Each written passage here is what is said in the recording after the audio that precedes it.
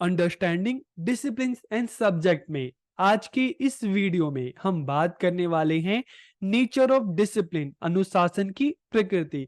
तो इससे पहले की वीडियो में हमने बात की कंसेप्ट ऑफ डिसिप्लिन की, डिसिप्लिन का क्या कंसेप्ट है, उसकी क्या अवधारणा है। तो उसमें हमने जाना कि डिसिप्लिन का मतलब जैसे स्कूल टाइम में होता था कि डिसिप्लिन का मतलब क्या होता था, रूल से होता था जिसको हमें फॉलो करना होता था, और अगर हम उसको फॉलो नहीं करते थे तो अक्सर हमें पनिशमेंट मिलती थी। लेकिन जब हम हायर एजुकेशन में आते हैं तो यहाँ पर डिसिप्लिन का मतलब, अनुशासन का मतलब रूल्स नहीं होता। ठीक है, यहाँ पर डिसिप्लिन का मतलब क्या होता है, फील्ड ऑफ स्टडी, अध्ययन का एक क्षेत्र। तो फील्ड ऑफ स्टडी क्या क्या हो सकती हैं, तो जैसे हम सबको पता है कि जब हम कॉलेज लेवल पे जाते हैं तो अलग अलग स्ट्रीम होती है, आर्ट्स हो है, कॉमर्स है, साइंस है, साइकोलॉजी है। और अगर हम आर्ट्स की भी बात करें तो आर्ट्स में भी चाहे हम लैंग्वेज की बात करते हैं, हम इकोनॉमिक्स की बात करते हैं, हम पॉलिटिकल साइंस की बात करते हैं, हम ज्योग्राफी की बात करते हैं, हम सोशोलॉजी की बात करते हैं, हम हिस्ट्री की बात करते हैं। कॉमर्स की बात करें तो कॉमर्स में भी हम देखें तो बिजनेस स्टडी आ जाता है, अकाउंट आ जाता है यहाँ पर। ठीक है, साइंस की बात करें तो साइंस में चाहे फिजिक्स की बात करें, चाहे केमिस्ट्री की बात करें, चाहे जियोलॉजी की बात करें। ठीक है, तो इस सारे के सारे जो अलग अलग डिसिप्लिन हमें साइंस में भी देखने को मिलते हैं।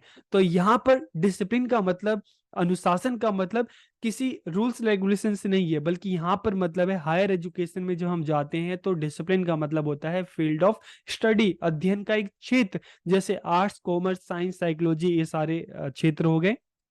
Discipline is the main way to compile and organise study, कि अध्ययन को संकलित एवं व्यवस्थित करने का मुख्य तरीका ही क्या है, अनुशासन है। जैसे अगर हम बात करते हैं, आर्ट्स की बात करते हैं तो सोशोलॉजी की बात करें, लैंग्वेज की बात करें, हिस्ट्री की बात करें, ज्योग्राफी की बात करें, पॉलिट साइंस की बात करें, सबको ऑर्गेनाइज करके कंपाइल करके ही तो एक डिसिप्लिन बना, क्या बना, आर्ट्स बना। ठीक है, इसी तरीके से चाहे हम बिजनेस स्टडी की बात करें, चाहे हम अकाउंट की बात करें, उनको कंपाइल करके क्या बना, कॉमर्स बना। हम फिजिक्स की बात करते हैं, केमिस्ट्री की बात करते हैं, हम जूलॉजी की बात करते हैं, उन सबको कंपाइल करके क्या बना, साइंस बना। तो इस तरह से हम देखते हैं discipline is the main way to compile and organise study, कि अध्ययन को संकलित एवं व्यवस्थित करने का मुख्य तरीका ही क्या है, अनुशासन है। और अब हम बात करते हैं नेचर ऑफ डिसिप्लिन, अनुशासन की प्रकृति। तो डिसिप्लिन का कंसेप्ट आपको समझ में आ गया होगा कि डिसिप्लिन क्या है। डिसिप्लिन है फील्ड ऑफ स्टडी, कि अध्ययन का एक क्षेत्र है। अब हम बात करेंगे इसके नेचर के बारे में। The nature of discipline is dynamic, कि अनुशासन की प्रकृति डायनामिक है, प्रगतिशील है। क्यों? क्योंकि जब हम एक डिसिप्लिन की बात करते हैं, चाहे हम आर्ट्स की बात करें, कॉमर्स की बात करें, साइंस की बात करें, अलग अलग इस तरह के जो डिसिप्लिन है, फील्ड ऑफ स्टडी है, जब इनकी बात करते हैं तो यहाँ पर अक्सर इन डिसिप्लिन में रिसर्च होते रहते हैं। ठीक है, रिसर्च होते हैं, नई नई चाहे मेथड्स की बात करें, टेक्नोलॉजी की बात करें, वो इंट्रोड्यूस होती रहती हैं। ठीक है, it is related to the creation of new knowledge. तो इससे क्या होता है, न्यू नॉलेज जो क्या होती है, क्रिएट होती है, नए ज्ञान का निर्माण होता है। और new discipline emerges from one discipline, की एक अनुशासन से एक नई अनुशासन का उदय होता है। एग्जाम्पल के लिए अगर हम साइंस की बात करें तो साइंस में हम देखते हैं यहाँ पर एक अनुशासन, साइंस से एक डिसिप्लिन साइंस है, तो यहाँ पे अलग अलग हम देखते हैं। साइंस में हम फिजिक्स अलग है, केमिस्ट्री अलग है, जियोलॉजी अलग है। ठीक है, इसी तरीके से अगर हम आर्ट्स की बात करते हैं तो उसमें भी हम देखते हैं कि अलग अलग, चाहे हिस्ट्री की बात करें, पॉल साइंस की बात करें, ज्योग्राफी की बात करें, हम लैंग्वेज की बात करें, सोशोलॉजी की बात करें, और उसमें भी अगर हम हिस्ट्री की बात करते हैं तो इसमें भी नया अनुशासन क्या हो गया, एंशियंट हिस्ट्री हो गई, मेडिवल हिस्ट्री हो गई। ठीक है, मॉडर्न हिस्ट्री हो गई, इंडियन हिस्ट्री हो गई, यूरोपियन हिस्ट्री हो गई।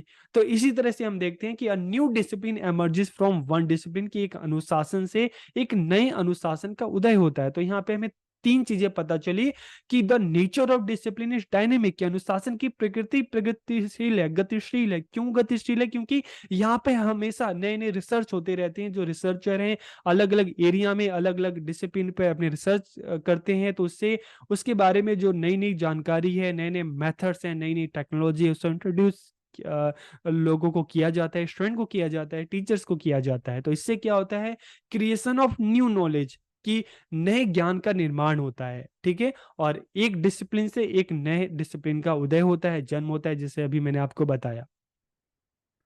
It has a study area, कि इसमें एक अध्ययन का क्षेत्र होता है, चाहे वो आर्ट्स हो गया, वो कॉमर्स हो गया, वो साइंस हो गया, वो साइकोलॉजी हो गया।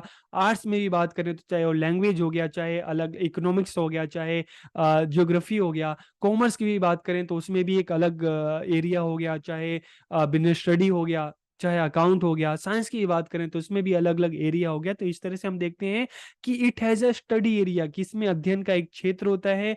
It involves the process of classification of study, कि इसमें अध्ययन के वर्गीकरण की प्रक्रिया शामिल है। तो इसलिए it is divided into various सब डिसिप्लिन एंड सब डिसिप्लिन की, इसलिए यहाँ पर जो डिसिप्लिन है उसको सब डिसिप्लिन और सब डिसिप्लिन में उसको क्या किया जाता है, कैटेगराइज किया जाता है, उसको क्लासिफाई किया जाता है। कैसे?